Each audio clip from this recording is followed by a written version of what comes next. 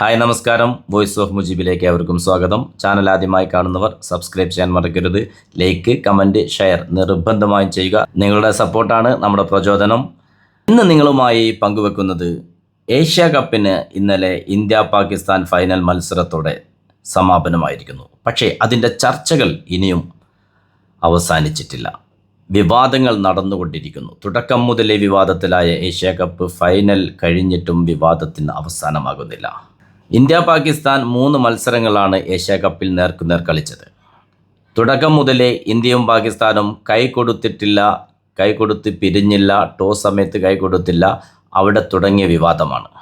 India മുന്നേ പറഞ്ഞു വെച്ചിരുന്നു, ഇന്ത്യ ഫൈനലെത്തുകയും ചാമ്പ്യന്മാരാകുകയും ചെയ്തു കഴിഞ്ഞാൽ നെഹ്വിയിൽ നിന്ന് ട്രോഫി ഏറ്റുവാങ്ങില്ലെന്ന്. അത് ക്യാപ്റ്റൻ സൂര്യകുമാർ ഏറ്റുവാങ്ങാൻ തയ്യാറായിട്ടില്ല. ട്രോഫി ഇന്ത്യക്ക് നൽകിയിട്ടുമില്ല. ഇവിടെ എന്തൊക്കെയാണ് നടക്കുന്നത് ഒന്നും മനസ്സിലാകുന്നില്ല സത്യത്തിൽ. 2ാം സ്ഥാനക്കാരായ പാകിസ്ഥാൻ ക്യാപ്റ്റൻ ചെക്ക് വാങ്ങി വലിച്ചെറിയുന്നു. ഇന്ത്യ ട്രോഫി വാങ്ങാൻ ചെല്ലുന്നില്ല. അങ്ങനെ എന്തുകൊണ്ടും ഭംഗിയായി അവസാനിക്കേണ്ട ഒരു ടൂർണമെൻറ്റ്, ഒരു ചാമ്പ്യൻഷിപ്പ് ഒരുപാട് വിവാദങ്ങൾക്ക് തിരികൊളുത്തിയാണ് അവസാനിച്ചിരിക്കുന്നത്. BCCI ഇപ്പോൾ പറയുന്നത് രാജ്യാന്തര ക്രിക്കറ്റ് കൗൺസിലിനെ സമീപിച്ചിട്ടുണ്ട് ട്രോഫി നൽകാത്തതിൽ എന്നാണ് BCCI ഇപ്പോൾ അറിയിച്ചിട്ടുള്ളത്.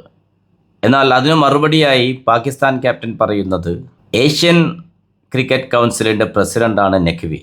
മൊഹസിൻ നെഖ്വിയിൽ നിന്ന് ട്രോഫി ഏറ്റുവാങ്ങാൻ ഇന്ത്യൻ ടീം തയ്യാറാകുന്നില്ലെങ്കിൽ പിന്നെ എങ്ങനെയാണ് ട്രോഫി നൽകുക? ഇതിനിടെ മറ്റൊന്നുകൂടി പാകിസ്ഥാൻ ക്യാപ്റ്റൻ പറഞ്ഞു വെക്കുന്നുണ്ട്. ക്യാമറയ്ക്ക് മുന്നിലാണ് ഇന്ത്യൻ ക്യാപ്റ്റൻ സൂര്യകുമാർ യാദവിന് ഹസ്തദാനം നടത്താൻ മടിയുള്ളത്. അതല്ലാത്ത സമയത്ത് ഞങ്ങൾ ഹസ്തദാനം നടത്തിയിട്ടുണ്ട്. ഇതേ വിമർശനം ശിവസേന നേതാവും സൂര്യകുമാർ യാദവിനെതിരെ നിലവിൽ ഉന്നയിച്ചിട്ടുണ്ട്. 15 ദിവസങ്ങൾക്ക് മുമ്പ് മൊഹസിൻ നഖ്വിയുമായി കൂടിക്കാഴ്ച നടത്തി ഹസ്തദാനം നടത്തിയിട്ടുണ്ട് സൂര്യകുമാർ യാദവ് എന്നും അതിൻ്റെ വീഡിയോയും ഫോട്ടോസുകളും പുറത്തു വന്നുകൊണ്ടിരിക്കുന്നു. എന്തുകൊണ്ടും വിവാദം കൂടുതൽ മൂർച്ഛിച്ചു കൊണ്ടിരിക്കുകയാണ്. ഏഷ്യ ചാമ്പ്യൻഷിപ്പിന് വേണ്ട എല്ലാ സൗകര്യങ്ങളും ഒരുക്കി, വേണ്ട വിധത്തിൽ എല്ലാ സപ്പോർട്ടും കൊടുത്ത് ഈ രാജ്യം, UAE എന്ന രാജ്യം എല്ലാത്തിനും കൂടെ നിന്ന് ഇത്ര സുന്ദരമായി നടത്തിയ ഒരു ഫൈനലിൻ്റെ അവസാനമാണ് ഇത്തരമൊരവസ്ഥയിൽ കലാശിച്ചിട്ടുള്ളത്. തീർച്ചയായും അതിൻ്റെ മറ്റുള്ള ചർച്ചകളും മറ്റുള്ള നടപടികളുമൊക്കെ പിറകെ വരുമായിരിക്കാം.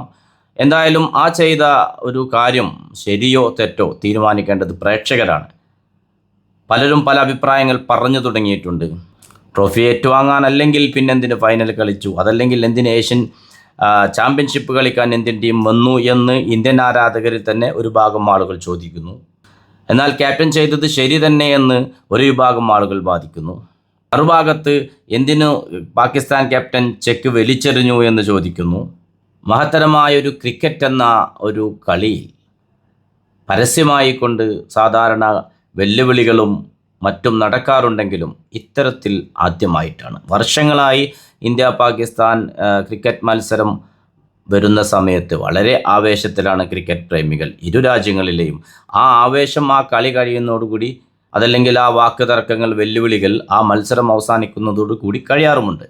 പക്ഷേ ഇത്തവണ ടീമുകളുടെ ഭാഗത്തു നിന്ന് തന്നെ നേർക്കുനേർ ഗ്രൗണ്ടിലും ഗ്രൗണ്ടിന് പുറത്തും വിവാദപരമായ വാക്ക് തർക്കങ്ങളും പ്രസ്താവനകളും വന്നിട്ടുള്ള ഒരു ഏഷ്യൻ ചാമ്പ്യൻഷിപ്പായിരുന്നു ഇത്തവണത്തേത്.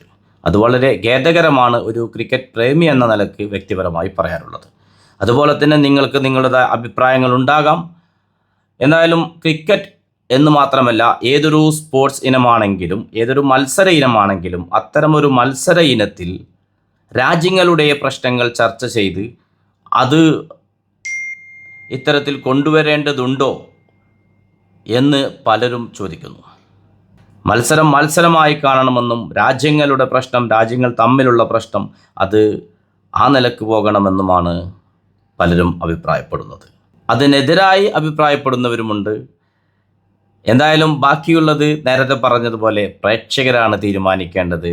ഇത് ക്രിക്കറ്റിന് നല്ലതാണോ ചിന്തിക്കേണ്ടിയിരിക്കുന്നു. മറ്റൊരു വാർത്ത ക്രിക്കറ്റുമായി ഇപ്പോൾ പുറത്തു വന്നിട്ടുള്ളത് ഓസ്ട്രേലിയക്കെതിരെ നടക്കുന്ന ഒക്ടോബർ 19, 23, 25 തീയതികളിൽ നടക്കുന്ന ഏകദിന പരമ്പരയ്ക്കുള്ള ഒരു സാധ്യതാ ടീമിനെ പുറത്തുവിട്ട് കഴിഞ്ഞു. കിട്ടുന്ന സൂചന സഞ്ജു സാംസൺ, മികച്ച ഫോമിലുള്ള സഞ്ജു സാംസൺ ടീമിലുണ്ടാകുമെന്ന് തന്നെയാണ്. 2ാം വിക്കറ്റ് കീപ്പറായിക്കൊണ്ട്. 1ാം വിക്കറ്റ് കീപ്പറായിട്ട് കൂടുതലും ടീമിലെത്താൻ സാധ്യത KL രാഹുൽ തന്നെയാണ്. മാത്രമല്ല ഋഷഭ് പന്ത് ഇപ്പോൾ പരിക്കിൻ്റെ പിടിയിലുമാണ്. യുവതാരം അഭിഷേക് ശർമ്മയും ഓപ്പണിങ്ങിലെത്താൻ സാധ്യത പറയപ്പെടുന്നു. തീർച്ചയായിട്ടും സഞ്ജു സാംസണ് പരിഗണിക്കാനുള്ള ഒരു കാരണമായി പറയുന്നത് ഏത് പൊസിഷനിൽ എവിടെ കളിപ്പിച്ചാലും കളിക്കാൻ സഞ്ജു റെഡിയാണ്. ആ ഒരു ആത്മധൈര്യം സഞ്ജുവിൻ്റെ മനസ്സിലാക്കിക്കൊണ്ട് തന്നെയാണ് ഇന്ത്യൻ സെലക്ഷൻ ടീം ഓസ്ട്രേലിയക്കെതിരെയുള്ള പരമ്പരയ്ക്ക് സഞ്ജുവിനെ പരിഗണിക്കാനിരിക്കുന്നത് എന്ന് വാർത്തകളും വന്നുകൊണ്ടിരിക്കുന്നു. വളരെ ശുഭ വാർത്തയാണത്. അങ്ങനെ ആവട്ടെ, സഞ്ജു സാംസൺ ആ പരമ്പരയിൽ ഓസ്ട്രേലിയക്കെതിരെ കളിക്കാൻ സാധിക്കട്ടെ എന്നാശംസിച്ചുകൊണ്ട് നിങ്ങളുടെ സ്വന്തം വോയിസ് ഓഫ് മുജീബ്. മറക്കരുത്, ചാനൽ ആദ്യമായി കാണുന്നവർ സബ്സ്ക്രൈബ് ചെയ്യുക, ലൈക്ക് ചെയ്യുക, ഷെയർ ചെയ്യുക, കമൻ്റ് ഒട്ടും മറക്കരുത്. തൽക്കാലം വിട. Good bye.